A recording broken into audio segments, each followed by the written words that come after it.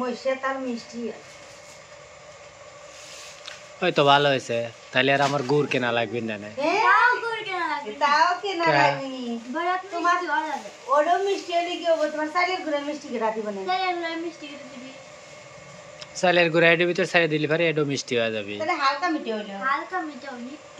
হ্যাঁ 30 টাকা তাল কিনছি আর 300 টাকা খরচ করাবে।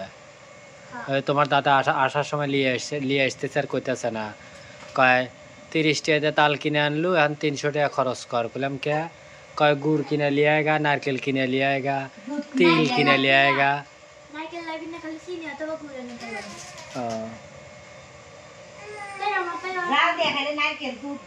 বন্ধুরা এই দেখেন 30 টাকার তাল এত বড়। ফাতেমা অলরেডি অর্ধেক ছিলে হালাইছে।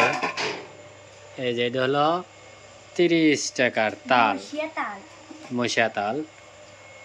আমি খাইতে বসছি তো, সারাদিন খাই নাই তো, খাওয়া দাওয়া উঠলাম আর ফাতেমা এদিকে এটা ছিলতেছে। ফাতেমার মা দেখলিয়া ব্যস্ত, তো ফাতেমা এটা ছিলবে তারপরে রস করে ফ্রিজে থুয়ে দিবে, তাই না?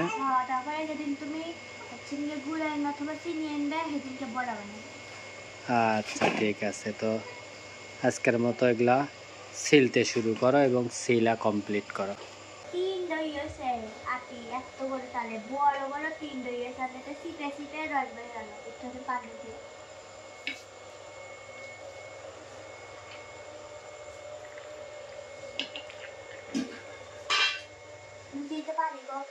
এটা শক্তির কাম, অর্থাৎ সেরকম শক্তি দিয়ে কাম করা লাগবে।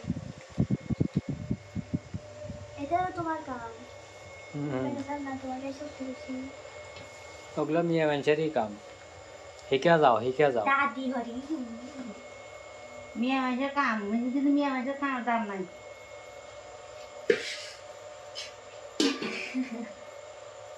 এবি একটা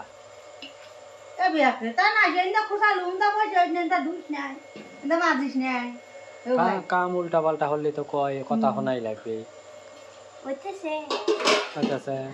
ওই তো খানটো কিন্তু ওইটা লাড়া চাড়া হলে ধীরে ধীরে হারাবরি নরম হয়ে গেলি না।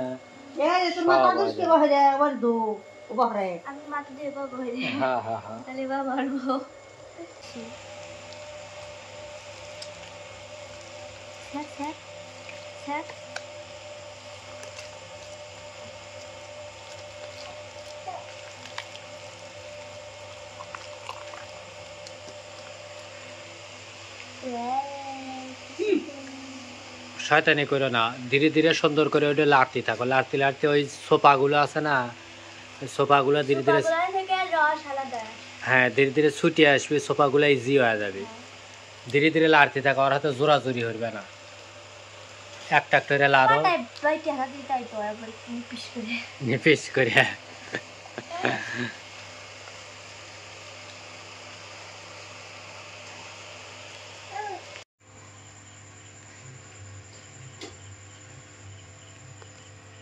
ফাতেমা সেনে শেষ করবার পারে নাই, পরে আবার ওর মা এক দিছে।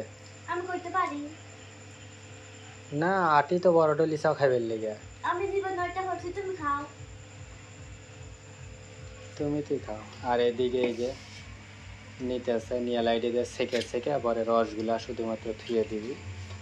আর ওগুলো এখনো শেখা হয় নাই, মানে ডলা হয় নাই, ডলতেইছে।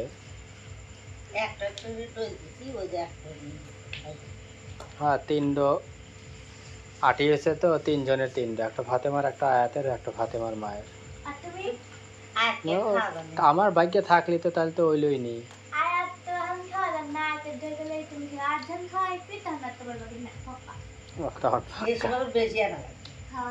মশারির ভিতরে আয়াত 100 আয়াত হয়েছে, ও একা একাই এপাইল ওপাইল ঘুরতেছে, ফ্যানের বাতাস খাইতেছে আর খেলতেছে। তালগুলা ছেঁকা হয়ে গেল, এরপরে আমরা সব সেকে নিয়ে ফ্রিজে থুয়ে দিছি। আর ফাতেমা এবং আমি তালের আটিগুলা খাওয়া শেষ করছি। তো ভিডিওটা কেমন হলো তাই একটু কমেন্টস করে জানাবেন। আজকের মতো ভিডিওটা এখানেই শেষ করতেছি। সবাই ভালো থাকবেন, সুস্থ থাকবেন, নিরাপদে থাকবেন এবং আমাদের জন্য দোয়া করবেন। আল্লাহ হাফেজ।